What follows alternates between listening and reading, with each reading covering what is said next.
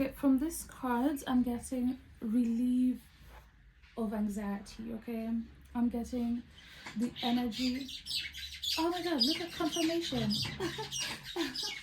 With a bad, that is confirmation. Hello guys, welcome back to yet another video. Today's video is gonna be a little bit different because we're gonna do a little bit of an unboxing. We're gonna do an unboxing, okay? And yeah, we're welcoming a new baby into our family. I'm super excited. I love it. So ta-da! It is the Sufi Tarot. Look at it, and it is by Ayeda Husain, which is almost like my name. Synchronicity here. I am super excited for this. This is how it came. Okay, and also we have crystals and plateau. I don't know if I pronounced it correctly. I will write the name there. Smells super nice. Ooh, smells super nice. Super excited to try this. I will definitely be giving you guys a review, but so far so good. I've done my research and I know like what to expect. Okay, so let's get to our baby. I am super happy because I was debating on either the Sufi Tarot or the Light Seekers. I'll put the picture of the other tarot that I was debating on, and I just had a little intense moment with Rumi. I was guided and I was called to pick the Sufi Tarot. So let's unbox it.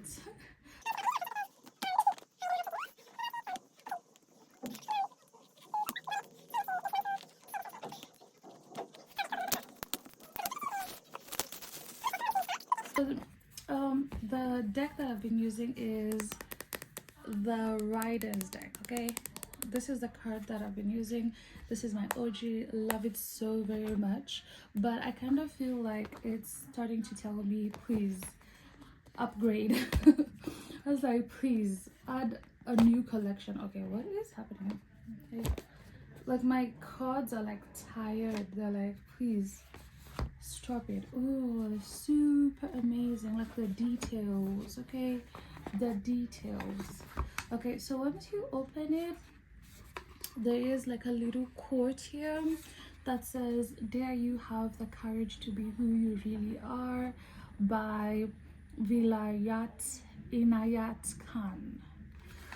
Okay, so this is a 78 card deck. Okay, then once you open it, oh, it kind of reminds me of this deck. Okay, it's almost similar. Okay, it's like literally almost similar, and that's why I feel like Rumi guided me to this deck. Okay, so you met with a little booklet. Ooh. This booklet is smaller than the Rumi, okay, and a little bit bigger than the Rider deck that I had. So nice. It's like a how to use the deck, the interpretations of the decks, of the cards, I mean. Super nice, quite heavy. And then we have the author here. Amazing stuff. And then let's go to the cards. Oh my days, guys, I don't know if you can see it, like it matches my mat. Synchronicities. Okay, now I know why Rumi wanted me to have this. I am so excited, guys. I am so excited. Oh, oh, they're a little bit bigger than the Rider's deck, but it's so cute. It is so, guys, just look at the synchronicity with my mat. Super nice. Okay, let's start. Ooh, okay, the cards are nice. They're not heavy like the Rumi's deck.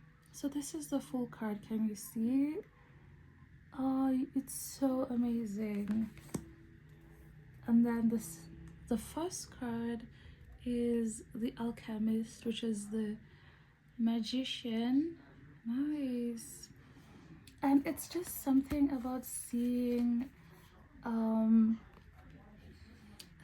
this culture. Like, I feel like I connect more with this tarot deck because of the culture.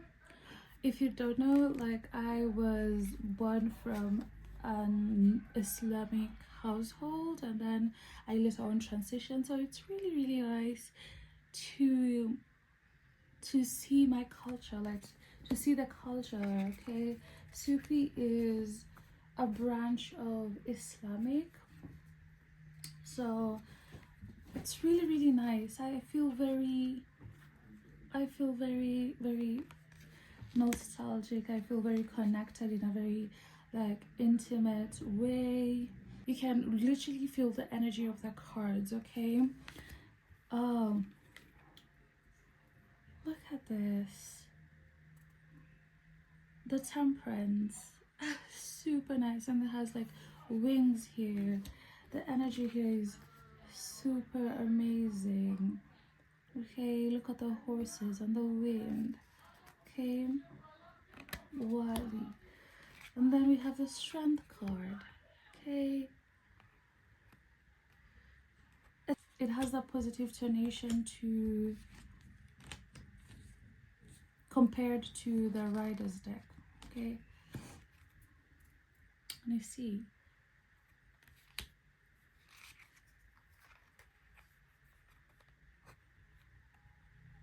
Look at them, so nice. The design, it's so rich. Okay, it's super rich, and there's just something about seeing someone who resembles me in a tarot deck. It's just amazing. Like, I feel like this is home. Like, if you don't know, I'm in Nairobi. In Nairobi, Kenya, and there is this hill, kind of looks like a hill or a mountain situation going on. Kind of looks like Mount Longonot or Kilimanjaro. Okay, so it kind of feels like home. Okay, kind of feels like home to me. Okay, it kind of feels like home to me. The figures here just looks like me, and it's really amazing. I'm not saying that they look like me copy paste, but just look at it. It is super nice. Like, like the Sahara. Okay, we have the Masai Mara. Obviously this was not inspired by Nairobi, but you can get it. Like, this is the Hanged Man. Okay, now this is where I'm telling you, like, the cards here, the energy is kind of different from the Riders, because this is the Death card. Okay, like, just look at it and kind of absorb the energy. It doesn't feel very scary as compared to this. Okay, like, it's like this gives me the impression of a transition. Okay, like, you can literally see there's like light, you know, where she's going, so it's like she's transitioning. And if you've been following me for a while, you know that I have been working very closely with Rumi. There is an article I wrote, Rumi and the Death card and how it symbolizes transformation. And just look at it. I'm not comparing it to diminish another cards or another tarot deck's power, but it's just like the energy. This is kind of spooky because once I started reading tarot, I was very scared of pulling this negative cards, but these ones have a really soft, positive energy around them. Okay, I don't know. Maybe it's just me. Look at this. Super amazing. I don't know if my camera is doing the cards justice. Oh, look at this. Okay, and then we have the Tower. Okay, that is intense. Okay, the imagery is super nice. And then we have the Star card. Wow, so amazing. Oh, and then we have the Moon. Really amazing. Okay, and then we have two figures here. I think it's a dog and a cat. I don't know. A cat. I said it looked court. Oh, the sun. Amazing. Amazing. Oh, what is this? Oh, look at this, guys. Wow. The imagery, the butterflies here. Oh, it's super nice. And I think this is the energy field. Super amazing.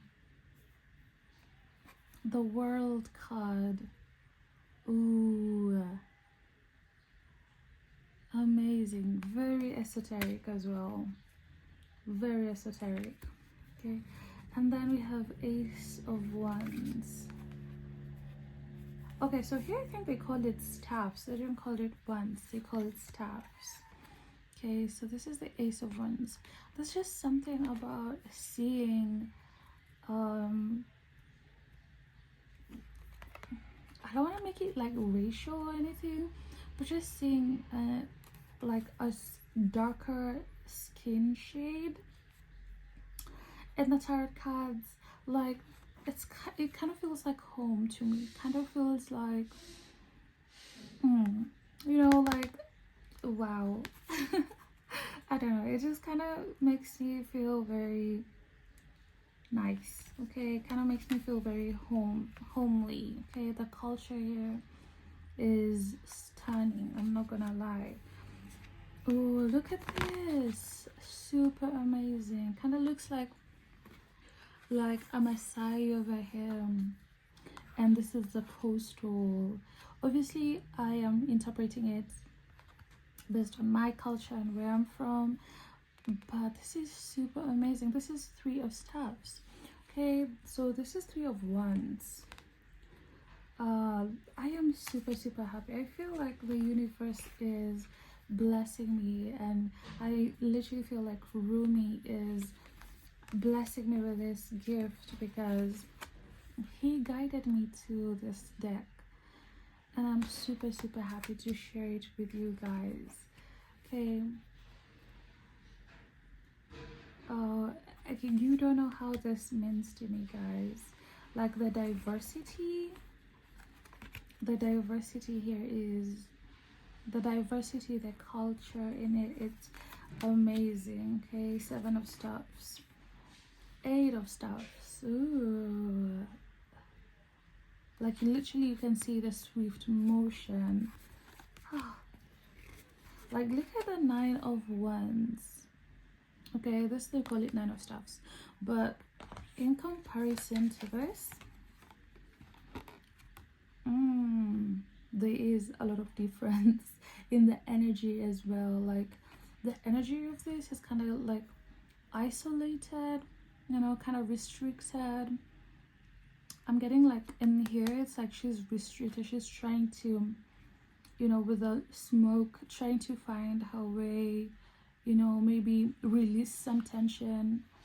Okay, especially with this thing that she's burning. Okay, it looks like wood or sage that she's burning here to release some tension, to release like some heavy energy. And here it kind of feels like anxiety. And like I said, this is a very good card. This is a very good deck for beginners because it has like a positive touch to it. Okay, because like I said, when I was starting tarot, I used to be so afraid of this cards, like the negative cards. Okay, the Devil card, sorry, I I searched up the devil card, the swords, the 8 of swords, the 9 of swords. So you see 10 of staffs. Okay, so we have the daughter of staffs. Ooh, I think this is the page. Okay, and son of staffs is the knights, because we have the horse here. Ooh, and look at the butterfly. Super amazing, guys. Ooh, Malika of staffs. This is the queen of wands. Oh, they're all framed. I didn't even notice, like, there is a difference between the queen and the other stuff, the other cards. Okay, like the knights, they're not framed. They're not like framed like this. Okay, there's like a frame here, but these ones are not framed, which is super nice and cool. Okay. Ooh, and then we have Shaha of staffs. Ooh. To be honest, I'm really loving the deck. I'm not even going to lie. I'm really loving the deck so far, because I can see the culture. Like, I feel like I am being seen here. Okay, I feel like I'm being seen here, from the figures, the everything, from the energy. It just kind of feels very homey. Okay, it feels home to me, the culture. Let's see if we can be able to shuffle it. Okay, see if we can be able to shuffle it. Oh, okay, the cards are, they need to be bent a little, but it's not so hard to shuffle them. Okay, because they're bendable. Ooh. Okay, from these cards, I'm getting relief of anxiety. Okay, I'm getting the energy. Oh my god, look at confirmation. With the bad is confirmation, and it's literally banging at the window. Okay, so I'm getting, you are getting relief. You're gonna get some relief, some sort of relief from this energy, the energy of the 9 of staffs. Okay, you're moving from this energy. Okay, with the 8 of wands, something is coming in, healing is coming in. Okay, resources is coming in. I'm getting, if you are in a stuck position, something is coming in. Okay, that is how I would have interpreted it. But let's look at the card, the book. Let's look at the book. Let's look at the book. Let's look at the book. Oh, and they've done a really good job, because let's say they have the karma, the kwama, and then it's the moon, and then we have the mirror, the tower. Like, they have interpretation here with the upright and the reverse, which is so cool. So let's look at the wands, the swords, and the coins. Okay, so the pentacles here is called the coin. Oh, okay, where is the wands? Oh yeah. I was like, I got a little bit confused, because I was looking for the wands. Okay, so 9 of wands. It looks upright means watchfulness, standing a guard, resilience, courage, standing your ground, preparedness. Reverse, there's also a reverse, paranoia, suspicion, fear, leading to constriction, holding on to the past hurts. Okay, so the 9 of staff is a card that speaks of fatigue. What happens when the storm is over? Are you able to take deep breath, or do you continue to keep your defenses up? Sometimes we act strong on the outside but feel weak within, running on empty, in need of fire's positive energy. Sometimes we are unable to live in the moment because we are carrying negative impressions of the past, living in a state of constriction as opposed to expansion. What are you afraid of? What do you feel you need to protect? Being defensive is natural. when we do not have tawak, tawalk, tawalk, full faith, we are safe. And it's so crazy because yesterday I was feeling very, very anxious. Like, I don't know, I just sometimes I'm an anxious person, like in general, but sometimes I get like really intense episodes, and Rumi has been helping me figure it out. So this is kind of resonating to my situation, hopefully yours as well. So when this card appears to you, know that the worst is over, and that it is now time to move on. There's no need to dwell in the past or allow it to cast a heavy shadow over the present. However, there are practical steps you need to take to ensure your safety, then do so. The woman in our card is not burning incense as a gentle spiritual ritual to purify a spell. She does it with vengeance and suspicion based in fear. Like literally, like I said, like I feel like she was burning like incense. So it turns out she's not burning it out of a spiritual or gentle to purify the space. She's burning it with vengeance and suspicion based in fear. She is convinced that more incense stick she burns, the more demons she will chase away. Is this familiar scenario? Is this a familiar scenario? What are you protecting with a vengeance?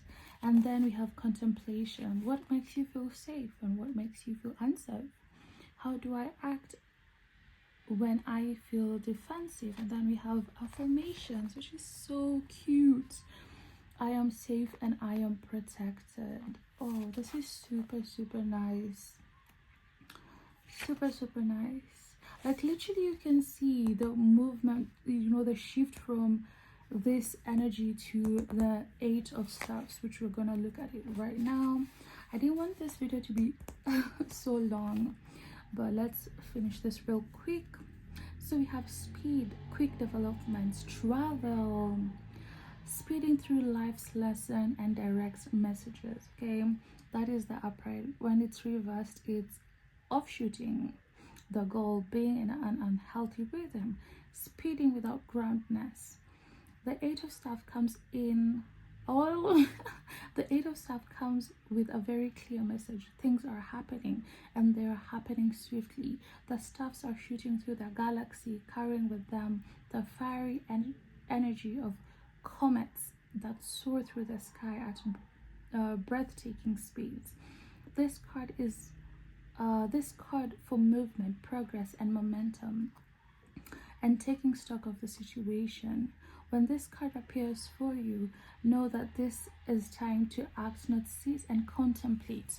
Like literally, you can see that we're moving from this energy, Nine of Staffs, to the energy of the Eight of Staffs, which is super, super amazing. Okay, all about rapid movements. Cards bring within a message that any blockages that may have been in your path are now lifted. At the same time, okay, sorry about that. That was a little technical inconvenience. So where were we? Okay, when this card appears to you, know that this is the time to act, not to sit and contemplate. All about rapid movements forward. This card brings with it a message of any blockages that may have been in your path are now lifted. At the same time, you are being asked to examine the rhythm of your life. How can you balance such speediness with a slower, more deliberate manner of the mystic? The way of the Sufi is all about rhythm. Thus, the principle and practice of Nazar Bar Qadam, I hope I'm pronouncing this right correctly, putting one's full breath and concentration into every step placed upon the ground. Meditation, mindfulness. Okay, that's what I'm getting. As the Sufi and musician Hazrat Inayat Khan explained, as rhythm is innate in a man and maintains his health, so upon rhythm depending or so upon reading depend all a man's affairs in life, his success, his failures, his right acts and his wrong acts, all accumulated for in some way or another by the change of rhythm. Then we have contemplations. What is the current rhythm of my life? How do I move through blockages before me? How do I move through blockages before me? Affirmations. I am so happy that they have affirmations going on over here. I move forward with ease and joy in perfect rhythm. We see the movement of two energies from the 9 of staff to the 8 of staff.